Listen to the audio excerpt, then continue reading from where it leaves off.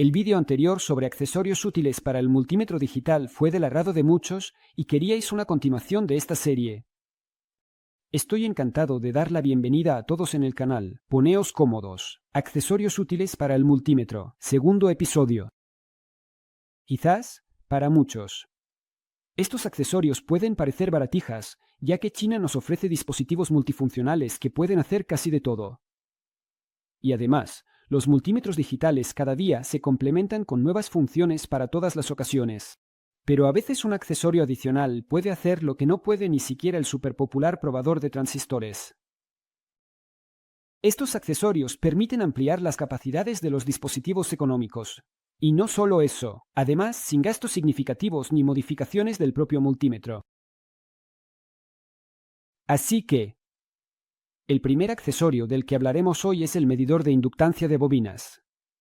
El rango de medición va desde varios microhenrios hasta un milihenrio. Justo es decir que el error aumenta drásticamente al medir inductancias superiores a 500 microhenrios. El esquema circula por internet, pero no es tan fácil encontrar la fuente original. Resultó que el esquema fue publicado en la revista Radiomir, número 5, año 2013. En la descripción debajo del vídeo encontrarán los detalles. He traducido el esquema a una base de componentes importados. Para mayor comodidad vamos a examinar precisamente esta. Después de quemar la mitad del esquema debido a una polaridad de alimentación incorrecta, decidí añadir un diodo rectificador en la entrada, que evitará que el esquema se dañe en caso de que accidentalmente conecten la fuente de alimentación con la polaridad invertida.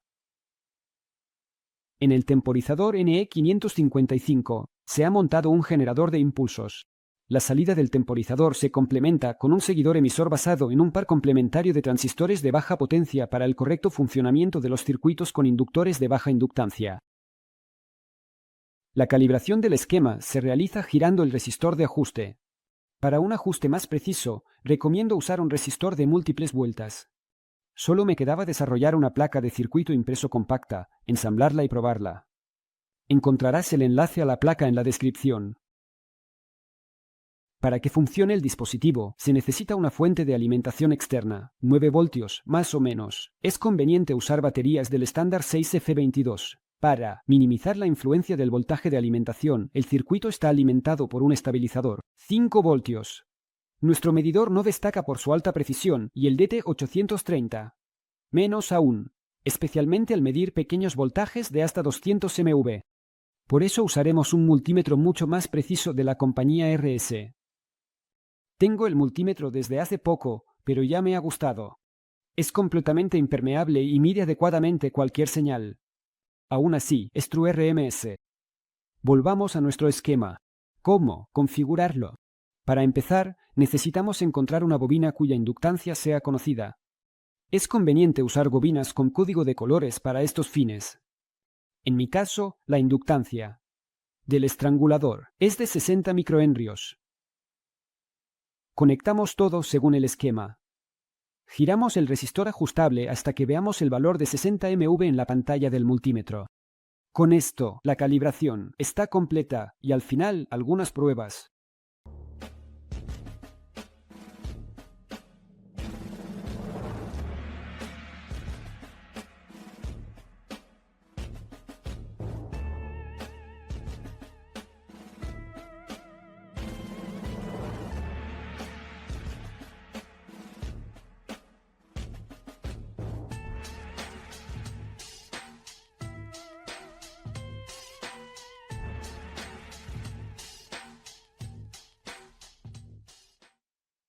Por supuesto, este medidor no es de alta precisión.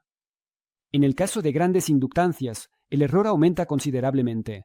Sin embargo, mide correctamente la inductancia desde 1 microhenrio hasta milihenrios.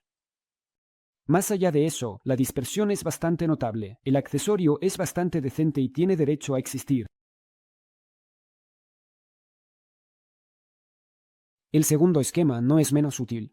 Permite medir la resistencia de resistencias de bajo ohmiaje. Todos sabemos muy bien que incluso los buenos multímetros profesionales no son capaces de medir resistencias por debajo de unos pocos cientos de miliohmios. Pero en la práctica de los radioaficionados, a menudo surge la necesidad de seleccionar resistencias de bajo ohmiaje o shunts, que se utilizan como sensores de corriente en una variedad de circuitos. El esquema presentado, en teoría, permitirá medir la resistencia prácticamente desde un miliohmio.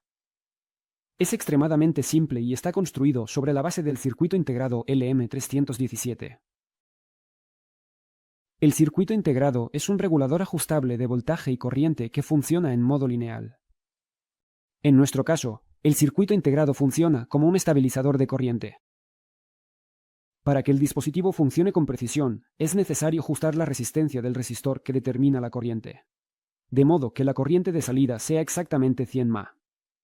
Pero seleccionar resistencias de alta precisión con el valor necesario no es tarea fácil. Por lo tanto, se pueden conectar en serie o en paralelo para obtener la resistencia deseada. Yo hice exactamente eso. En nuestro sitio web de esquemas VIP hay disponible una calculadora en línea para calcular el resistor que determina la corriente. Del cálculo se desprende que se necesita un resistor con una resistencia de ohmios. En mi caso, hay una pequeña desviación, pero es aceptable. Por cierto, se puede facilitar la tarea de encontrar el resistor si se utiliza un resistor ajustable de múltiples vueltas. Girándolo, conseguimos precisamente la corriente de salida que necesitamos. Para ajustar el circuito, simplemente hay que conectar un amperímetro a la salida del estabilizador y establecer una corriente de salida de 100 mA.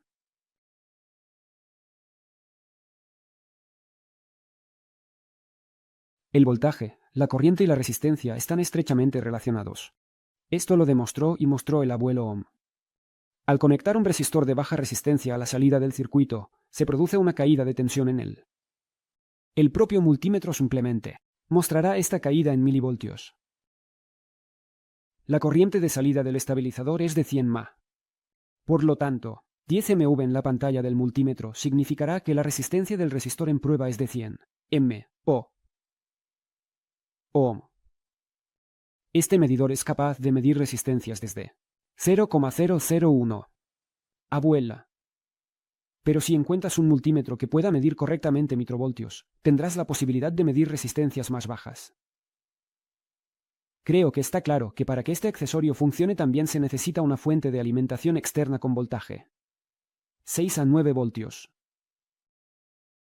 Para obtener resultados precisos, recomiendo usar multímetros de alta precisión.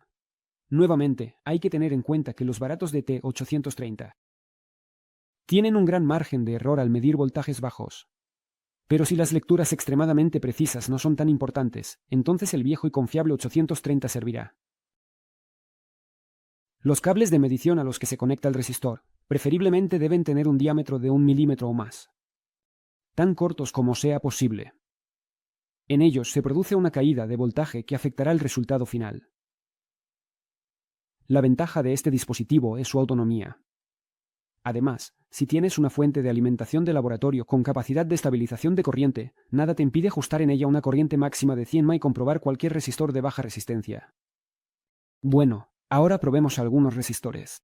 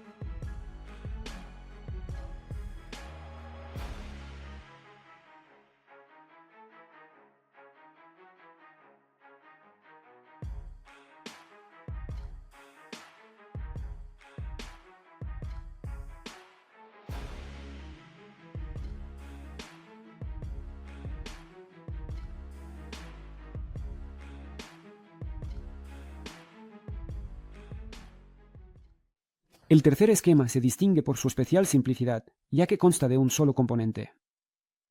Este es un esquema de un detector de cableado oculto con un transistor de efecto de campo. Un detector de cableado oculto puede ser necesario una vez al año. No es algo súper demandado, a menos que seas electricista. Pero en el hogar no está de más. Aquí todo es sencillo. Al terminal del transistor de efecto de campo se suelda un trozo de cable de cobre de un solo hilo de unos centímetros de longitud. Puede ser un poco más largo. El drenaje y la fuente se conectan directamente a las terminales de medición del multímetro. Es importante no confundir las conexiones del transistor. Conectar tal como se muestra. Ponemos el multímetro en modo de continuidad. Bajo la influencia de las interferencias en la puerta del transistor, la resistencia del canal del transistor cambiará. Cuando disminuya hasta cierto valor, se activará la continuidad.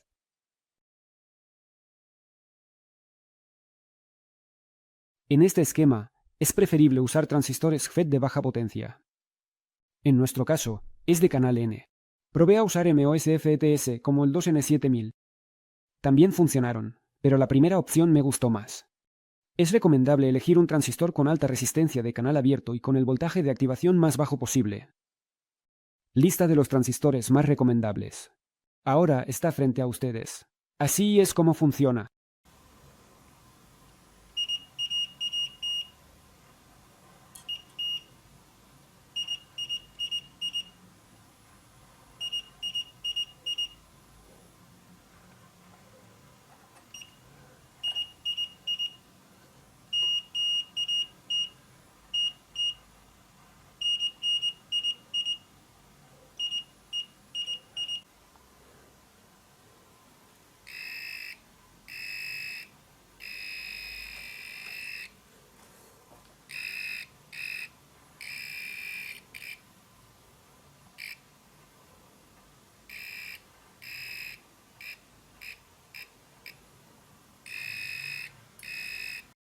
Bueno, este vídeo está llegando a su fin.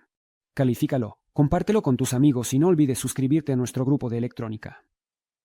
Toda la información adicional, incluidas las referencias a mi equipo de laboratorio, la encontrarán en la descripción.